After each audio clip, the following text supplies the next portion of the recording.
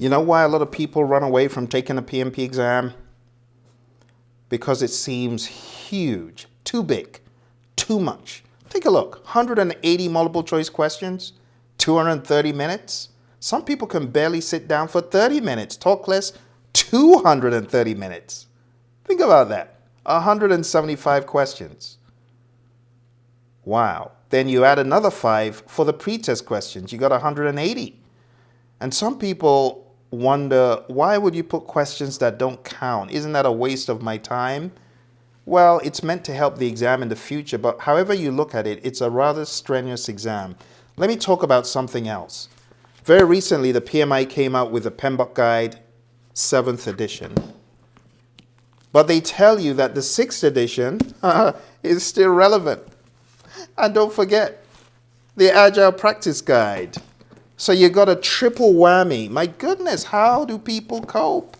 That's why some people are like, I don't even know where to start from, Phil. Look, if you or your organization are looking to get certified, you don't need to be going anywhere else. You need to go on down to our website, right over there, Praizion.com, because we've got training that will break it down, help you, make it so simple as I'm going to make it.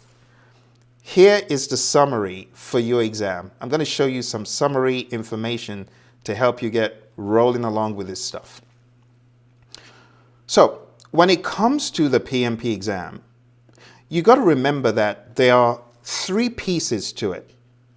And the 3 pieces are people, process, and business. People, 42%. Process, 50%. And business, 8%. You will be tested in these areas. Also remember, the exam is broken down into a hybrid, an agile, and predictive component. And that's why when you come to our training, we get you immersed into agile and we help you understand the elements of hybridization. What exactly does it mean to be hybrid? Something else I want to alert you to is the fact that this new exam since 2021 is not about heavy processes and tools and inputs, tools, techniques, and outputs like this. Now, those could help you understanding to a very large degree, but the exam is not about ITTOs anymore. It's about understanding what should I use to manage my project, simple zone or predictive. Should I be in the simple zone or should I be up there in should I be in the simple zone or up there in the anarchy zone? Should I be more in the simple predictive zone or do I need to be more agile? And if I need to be more agile, how can I be agile? What should I be using? What approaches? What techniques? What tools? And that takes us more and more into understanding possibilities of hybridization, possibilities of agility. We look at different ways you could be hybridized. You could combine agile and predictive in a variety of ways, in a smattering of ways. In addition to this great information, you also need to be aware for the exam of constructs such as those you find in Scrum, understanding the 3-5-3 configuration of it. So if this is something that has been niggling in your mind, and you're like, Phil, I need help. I don't even know where to start from. I want to encourage you to think about the Project Management Masterclass.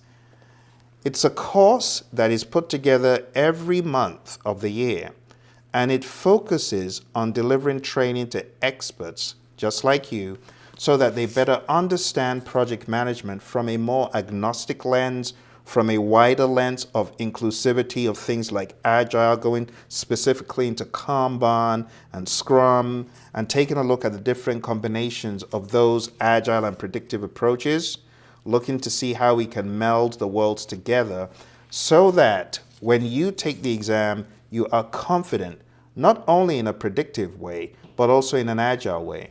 Also, when it comes to the mindset, we take you through the trajectory for understanding the mindset required to pass the exam. So if that sounds like something you want or that you need, I encourage you, go on down to the website. It's called projectmanagementmasterclass.com. We have training, as you can see on the screen. It's starting soon.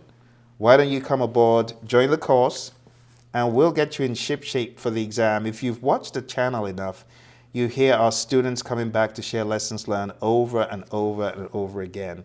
Now, I know you might be wondering, well, I don't really know who this guy is. How do I know that this is a credible organization, a credible entity for me to do business with? Well, we've trained all sorts of individuals and organizations worldwide, as you see it here on the screen. Companies such as Lush Cosmetics, like Zoomies. Some of you might be aware of companies like that. Fiserv, Jim Beam, right? Who doesn't know Jim Beam? Siemens, even NASA, the FBI, the US Army, the Army Corps. So many organizations. Not only have we trained them, we've coached them, mentored them. Ultra Electronics is another one right there. You see, friends of ours in the United Kingdom, so many of them. We've trained the US Air Force out in Mildenhall, a place in the United Kingdom. We've trained everywhere around the world, right? Trained Spotsylvania County, Virginia. Places that people don't even know about. So if you're really thinking of getting this thing done, I want to encourage you to go on down to our website, Praizion.com, sign up for the training, starting pretty soon. We want to help you. Okay, you got any questions, put them in the comments below or send them to info@praizion.com. All right, you take care and all the very best.